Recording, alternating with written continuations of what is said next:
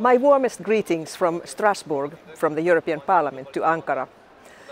I speak to you as a member and Vice President of the European Parliament, but also as the Chair and Founder of the European Parliament's cross-party working group on responsible business conduct. To me, business and human rights is one of the most interesting areas to work on. Business and human rights is really the talk of the town, not just in the EU, but all around the world. In 2011, the United Nations adopted the guiding principles on business and human rights. The UNGP established the Protect, Respect and Remedy framework that has 3 pillars.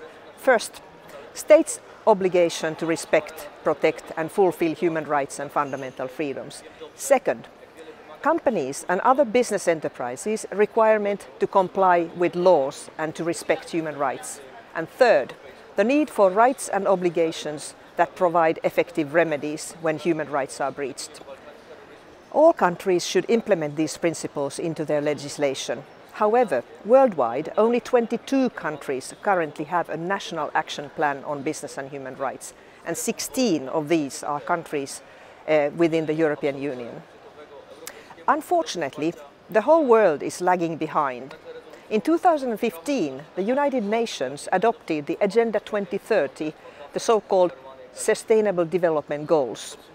The Agenda 2030 is anchored on the Universal Declaration of Human Rights, international human rights treaties and other human rights instruments.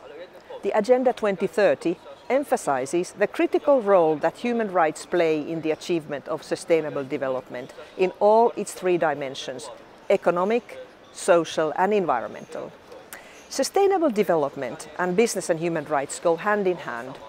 I cannot see that one can exist without the other.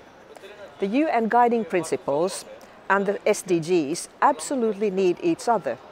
There have already been important efforts to implement and promote business and human rights.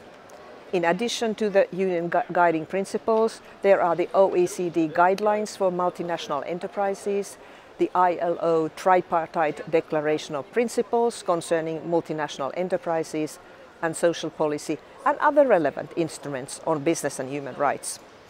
These instruments are already shaping member states in the EU and the EU's policies.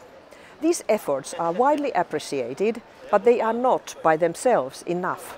We need to do more. Fortunately, I feel that the stars are aligning. The prospects for business and human rights look good. In 2014, the EU adopted a directive on non-financial reporting, requiring large companies with over 500 employees to disclose relevant information on policies, risks and results as regards environmental matters, social and employee-related aspects, as well as respect for human rights, anti-corruption and bribery issues. This directive is due to be revised in this or next year. We need to strengthen the human rights angle in this directive. Reporting human rights related risks is the key to a level playing field. We must provide companies a level playing field, where responsible companies are rewarded and those companies that violate laws and neglect fundamental human rights are held accountable. The level playing field is important because the private sector's role in reaching the Sustainable Development Goals is crucial. The European Commission has recognized the importance of the private sector both on its Agenda 2030 reflection paper as well as in the Action Plan on Financing Sustainable Growth. The new Commission President aims to strengthen Europe's unique brand of responsible global leadership, and she's committed to the highest standards of climate, environmental and labour protection, with a zero tolerance policy on child labour. However, more needs to be done in order to maximize the role of businesses, how they can play in respecting human rights and promoting sustainable development. A more strategic, coherent and integrated EU approach is needed. I would say that the Green New Deal that we're talking about these days in the EU certainly takes steps towards the right direction when it comes to climate and environment, but it should be accompanied by a plan as ambitious that would address human rights and social aspects of sustainable development. Work has started already.